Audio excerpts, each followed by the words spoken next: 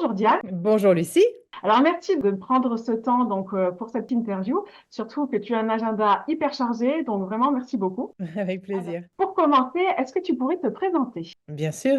Donc, je m'appelle Diane de Navassel de Coubertin et je suis une descendante de Pierre de Coubertin, qui était le fondateur des Jeux olympiques modernes. Je suis la D'accord. quatrième génération descendante de lui, très exactement. Tu reviens de Grèce. Tu as eu le privilège et l'honneur aussi de pouvoir assister à l'allumage de la flamme à Olympie. Oui. En quoi ce rituel est-il si important dans l'héritage des Jeux? Il est très important parce qu'il est hautement symbolique. Les Jeux olympiques modernes créés par Pierre sont inspirés par les Jeux antiques et donc par la Grèce. Et le cœur de Pierre, d'ailleurs, est enterré à Olympie en Grèce. Donc, ce départ de la flamme qui part de Grèce, des origines, et qui est à chaque fois allumé 3 mois avant les Jeux, dans le pays des Jeux olympiques antiques, et qui va parcourir en fait un petit peu de Grèce avant de quitter la Grèce et de prendre un chemin vers le pays hôte qui va recevoir les Jeux olympiques. Bah, c'est un symbole important qui montre le chemin et le ralliement entre les pays et les cultures du monde, qui est un des objets premiers et une des valeurs importantes de l'olympisme, de contribuer à la paix dans le monde. Donc l'allumage de cette flamme à Olympie, et qui a eu lieu le 16 avril dernier, où j'ai eu la chance d'être effectivement avec 150 jeunes, puisque c'était pour l'occasion pour nous, des premiers Jeux éducatifs européens. Et donc, c'est avec la Fédération européenne du sport scolaire que nous avons pu emmener 150 jeunes vivre ce moment un peu exceptionnel, d'abord à Olympie et ensuite à Athènes.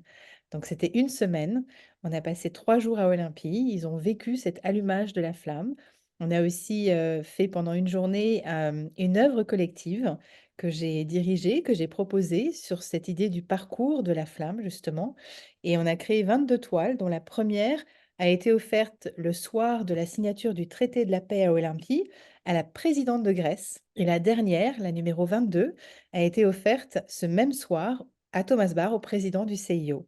Et toutes celles entre les deux ont été offertes progressivement à différentes personnalités liées aux Jeux olympiques et à Paris 2024. Donc ça fait partie des différentes choses que j'ai pu mettre en place avec cette semaine éducative.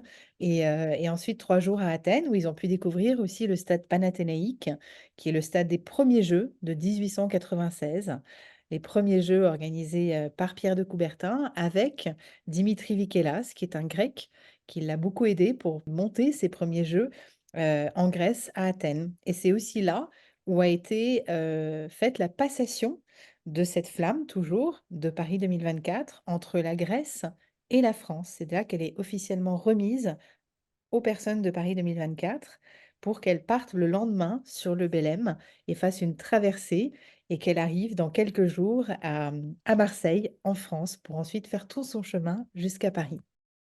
Et tu as parlé donc de toutes ces œuvres que vous avez pu créer grâce à cette action que tu as mis en place. Est-ce qu'il est possible de pouvoir voir ces œuvres quelque part? Oui, alors absolument. On va faire une petite présentation. On va pouvoir combiner d'abord l'œuvre complète. Je vais faire un post d'ailleurs là-dessus. Il y a encore 6 œuvres qui n'ont pas encore été distribuées. Donc, je vais finir de distribuer pour qu'on ait vraiment toutes les œuvres qui aient été attribuées. Mais on va faire une petite présentation avec l'œuvre globale, tout le monde, tous les élèves qui auront contribué à cette œuvre et toutes les personnes qui auront reçu une de ces œuvres.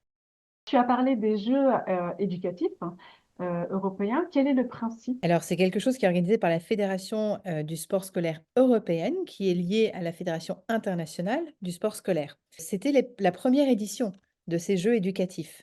Donc, pour une première édition, on tapait fort parce que c'était en plein dans l'allumage de la flamme olympique. L'idée, c'est vraiment d'être un peu dans cet esprit des Jeux olympiques, moins dans le côté compétition. Il y avait du sport, ils ont fait du basket, ils ont essayé différents sports. Mais plus dans le côté vraiment, échange culturel, découverte d'une culture, partage et connaissance et découverte des valeurs olympiques et paralympiques également. Et le faire d'une manière, ludique pour moi est toujours aussi, plus amusante et pour eux aussi, parce que souvent, bah, ils retiennent mieux puisqu'ils s'investissent eux-mêmes, en faisant cette création d'une toile justement. Oh là là, il y en a beaucoup. La valeur éducative, évidemment, elle est primordiale parce que Pierre était convaincu que le sport était un moyen d'éduquer la jeunesse à des valeurs et à des choses, en fait, de la vie, bien au-delà du sport et très complémentaire à l'éducation intellectuelle qu'on recevait à l'école. C'est assez vrai puisqu'en fait, tu apprends des choses par le sport, comme, bah, le fair play, comme le travail d'équipe, comme le dépassement de soi, comme la discipline, comme, l'amitié et puis d'abord les valeurs olympiques qui sont, je le rappelle, l'amitié, le respect et l'excellence. Donc c'est vraiment quelque chose de fondamental. Après, il y a quelques autres ingrédients très importants et je dirais que le premier qui va suivre et qui est sûrement celui de la création des jeux de pierre, pour Pierre en tout cas, c'est un fil rouge pour essayer de contribuer à la paix dans le monde. L'idée de Pierre, c'est que si les hommes et les femmes se rencontrent à travers le sport et en pratiquant du sport ensemble, en compétition, et que ce sont des hommes et des femmes du monde entier, eh ben, ils vont apprendre à connaître et à partager leur culture. Et ils vont découvrir des choses qu'ils ne connaissent pas et ça va peut-être faire tomber des barrières, des frontières, des a priori, des choses qui font que parfois on peut être amené à se faire la guerre. Et donc l'idée, c'est de contribuer à la paix dans le monde. C'est une très très belle idée et une belle mission. Et justement, quel est ton rôle dans la transmission de l'héritage de Pierre? Alors j'ai plusieurs rôles, on va dire. Le premier, il est avec la famille.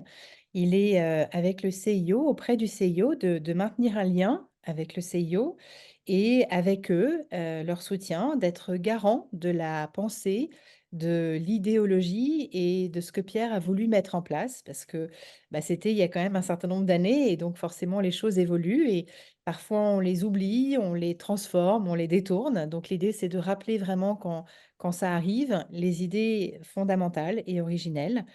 Ça, c'est la première chose. La deuxième chose, c'est que étant une artiste, moi, au départ, ayant été joaillère une première partie de vie pendant 15 ans, et ben, les arts sont quelque chose forcément qui me parle et qui était important pour Pierre, puisqu'en 1912, il a introduit 5 disciplines artistiques aux Jeux olympiques notamment et que son père était peintre. Donc c'était un univers qu'il connaissait et auquel il était sensibilisé et auquel il croyait parce qu'il pensait que ça pouvait contribuer à permettre cette meilleure connaissance des pays et des cultures du monde. Souvent, la culture d'un pays s'exprime par les arts. Donc c'est un très bon moyen aussi de créer un moyen de communication entre différentes cultures et de les partager, ces cultures. Mon deuxième engagement, on va dire, il est avec le CIO dans une petite commission qui s'appelle Olympic Art et qui a pour vocation de mettre en lumière les liens entre l'olympisme et les arts. Et c'est quelque chose sur lequel je vais avoir plusieurs actions, celles avec le CIO, mais d'autres que je vais mener en parallèle, comme celle qu'on vient de décrire, ou comme celle d'un autre projet dont la première était tout juste hier, qui est un projet de spectacle de danse inclusive et qui a été labellisé Olympiade culturelle et qui permet de parler en fait du corps et des corps qui ne sont pas toujours les mêmes et parfois qui sont handicapés ou en situation de différents types de handicap et donc de les mettre en mouvement avec des personnes en situation valide, cette fois-ci, comme on dit parfois et de montrer qu'en fait tout ça fonctionne très bien ensemble et le spectacle s'appelle C'est beau parce que c'est vraiment ce que c'est au final. Voilà, donc c'est un spectacle qui va avoir plus de 40 dates déjà programmées et pour moi, en tout cas, les choix que j'ai pris et les choix que j'ai faits pour mes engagements, c'est l'éducation et tout ce qui est autour des arts. L'éducation aussi parce que, bah, comme tu l'as souligné, c'est une des valeurs et une des choses importantes dans l'olympisme pour Pierre, dès le départ. Et donc moi, je me suis engagée auprès de l'UNSS, qui est l'Union nationale du sport scolaire, dont j'ai la chance d'être ambassadrice et donc de mener pas mal d'actions, être présente avec eux, à leur côté, pour transmettre justement ces valeurs olympiques aux jeunes. Et puis, je me suis également engagée avec la Fédération internationale du sport scolaire qui a, 135 pays affiliés. Donc ça fait 135 pays qui ont leur équivalent du NSS avec qui on va monter des projets et des choses ensemble, des compétitions sportives, notamment la gymnasiade qui a lieu une fois par an et qui sont un peu des mini jeux olympiques, pour les jeunes. Et je me suis également engagée avec l'AEFE, qui est l'Agence pour l'éducation française à l'étranger, parce que le français est important. C'est la langue de pierre, la langue officielle olympique. Et donc, c'est important de la défendre. Et les lycées français du monde, c'est aussi ça, c'est la culture française qui se mélangent à travers les cultures du monde. Et donc, eux organisent tous les ans aussi un événement important qui s'appelle les JIJ, les Jeux internationaux de la jeunesse. Et ça va avoir lieu dans 3 semaines à Athènes. Enfin, on est 3 marraines et 2 parrains qui sont tous des sportifs de haut niveau, olympiens, olympiennes, paralympiens et moi. Voilà, on va être les 5 parrains et marraines de ces JIJ qui vont bientôt avoir lieu. Et à travers ça, j'aborde aussi 3 sujets qui sont importants pour moi et qui sont des sujets qui, à l'époque de Pierre, étaient pas très présents ou un peu malmenés encore et qui sont la place de la femme, l'inclusion pour les personnes en situation de handicap et tout ce qui est autour du développement durable. On a toutes les deux une âme d'artiste, comme tu l'as souligné. Que pourrais-tu dire sur mon travail artistique et sportif à l'aube de cette 33e Olympiade? Ben, je trouve ça très chouette parce que je trouve ça important qu'on illustre aussi un peu, tout ce que ça veut dire, tout ce que ça représente et tu le fais effectivement avec, beaucoup de talent. Et puis, ce que j'aime bien dans ce que tu fais toi, tu mets tous ces sportifs en mouvement. Tu parles de tous ces sports aussi, pas un seul, mais plusieurs. Et le mouvement, c'était le thème principal, le sport, c'était le thème principal que Pierre avait donné, aux olympiades, culturelles, aux olympiades artistiques en fait, qui ont eu lieu donc de 1912 à 1948. Donc c'est vraiment tu es dans la continuité en fait de ce sujet, on va dire et tu l'exploites avec ton regard d'aujourd'hui et avec tes idées et ton interprétation qui sont, très personnelles. Quel lien peux-tu faire entre l'art et justement le sport? Il y en a à plein de niveaux, ne serait-ce que juste visuellement déjà. Les mouvements et puis aussi les corps que l'on voit, ces corps qui sont travaillés, qui sont musclés, différemment selon les sports qui vont être exercés, différemment selon qu'on soit avec un handicap ou sans handicap et selon les différents types de handicap. Donc déjà, il y a juste la beauté de ce corps qui est travaillé et qui est un outil au final et que l'on met en mouvement. Et juste déjà ça, c'est une esthétique assez incroyable, je trouve et qui utilise et qui remplit l'espace et qui le fait bouger, qui le fait vivre. Ça, c'est vraiment purement graphique, visuel, mais après, c'est bien plus encore. On parle de performance sportive, mais on parle aussi de performance artistique. Donc il y a des choses qui se rejoignent, encore une fois, là. Il y a également, pour moi, dans certains sports, une vraie, notion artistique, comme tout simplement, par exemple, le patinage artistique, la natation synchronisée, où ce mot vient vraiment jusque dans le terme sportif et tu as d'autres nouveaux sports, comme par exemple ceux qu'on va avoir pour Paris 2024, où tu as le skateboard, qui est un mouvement également, en soi et un mouvement qui vient de la rue, où tu as, comme le breakdance, qui sont un autre mouvement qui vient aussi de la rue, où tu as toute une expression corporelle, une expression graphique même, dans les poses qui sont prises, même dans les dessins qui sont parfois faits sur les skateboards. Tout ça, c'est des modes d'expression au final, très créatifs et artistiques et sportifs. Tu es investi dans de nombreuses actions humanitaires et caritatives. Notamment, je fais le lien avec Play Again de Guillaume Delamarre et l'association 24 pour tous et tous pour un de Guillaume Renaud. D'ailleurs, nous nous sommes rencontrés lors d'une de ces actions qu'il avait mis en place en Suisse pour la première fois à Lausanne. Tout à fait. Donc, j'ai eu le privilège d'avoir une visite très riche par toi ce jour-là. Oui. Et je t'en remercie. En quoi cet investissement pour les autres est-il si important? Bah, il est important parce que je pense que l'esprit olympique, c'est d'être tourné vers les autres, en fait. Une des grandes, autres valeurs que j'ai pas encore mentionnées, mais qui, en fait, transpire à travers tout ça très fort, c'est l'humanité et l'humain, l'homme, la femme et je pense qu'on est dans des mondes où parfois les choses sont compliquées aujourd'hui, où il y a encore des guerres, où il y a encore beaucoup d'incompréhension, beaucoup de choses qui sont, digitalisées pour des bonnes raisons et parfois ça a aussi des mauvaises, conséquences, on va dire. Donc je pense que l'humain, il est essentiel, dans l'esprit olympique, mais il est essentiel pour moi en tant qu'être humain et donc c'est important, je pense, de prendre ces engagements, de s'investir et d'essayer d'une manière ou d'une autre de contribuer là où on le peut, comme on le peut, avec nos compétences, avec nos moyens. Mais pour porter des actions qui vont dans ce sens-là, en tout cas. Donc pour moi, ça a beaucoup de sens. Et enfin, dernière question.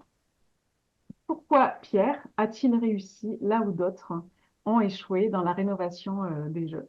Alors, je suis pas sûre d'avoir exactement la réponse à ça, mais si je devais y répondre, je pense que Pierre était un visionnaire, qu'il avait une vision très loin, au-delà de lui, et qui n'était pas pour lui d'ailleurs, qui était quelque chose pour l'humanité. Et je pense qu'il s'est aussi battu toute une vie. Ça n'a pas été un parcours sans embûches, ça n'a pas été simple. Il n'a pas toujours été soutenu, pas toujours été compris. Les gens l'ont traité d'utopiste souvent. Et d'ailleurs, il y a une phrase que j'aime beaucoup qui résume peut-être assez bien ça, c'est que lui-même y croyait. Il a dit, et là je le cite textuellement: «Tous les sports pour tous, nul doute, les gens diront que c'est une idée follement utopique. Ça m'est égal, je sais que c'est possible». Donc c'est quelqu'un qui, je crois, croyait en ses rêves et s'est battu, en tout cas, pour les porter jusqu'à la fin de sa vie, quand même en finir ruiné d'ailleurs. Mais je pense que voilà, c'est ça, oser et se battre pour ce en quoi on croit. D'abord, j'ai envie de dire que j'aimerais que ces Jeux de Paris soient une très belle fête, que pour moi, c'est une chance extraordinaire de les vivre, parce que vivre les Jeux à la maison, comme on dit, bah, c'est quelque chose d'assez exceptionnel. La dernière fois qu'on les a eus en France, c'était, il y a 100 ans. C'était d'ailleurs les derniers Jeux où Pierre était président du CIO, qu'il a menés et ramenés à Paris dans son pays parce qu'il voulait vivre des beaux Jeux avant de prendre sa retraite, qu'il aura pris un qu'il prendra 1 an après. Et puis, c'est même une synchronicité incroyable parce que c'est la naissance des Jeux, c'est 1894. Donc si on fait un calcul, c'est exactement il y a 130 ans. C'est la naissance des Jeux à Paris en France, par Pierre de Coubertin. Donc, moi ce que j'aimerais, c'est, que les Français en particulier, que les gens du monde vivent des jeux extraordinaires et que les Français puissent s'emparer de ces jeux, qu'ils voient les bons aspects, pas que les petites choses négatives qu'il y aura forcément, tout ne sera pas réussi, et que l'on voit les belles choses qui vont se passer. Et je pense que ça, ce serait chouette pour ces jeux et au-delà de ces jeux. Moi, je suis quelqu'un qui aime retenir le bon, le beau, et c'est ce que j'aimerais que beaucoup de gens fassent parce que ça rend beaucoup plus heureux déjà et puis ça permet de vivre les choses avec, plus de joie et de bonheur, je pense. Un beau message, oui. Merci Diane pour ce temps et merci pour toute cette richesse que tu nous as donnée. Et puis, ben, on se dit à très bientôt. Merci à toi, merci pour ces questions et à très bientôt avec plaisir.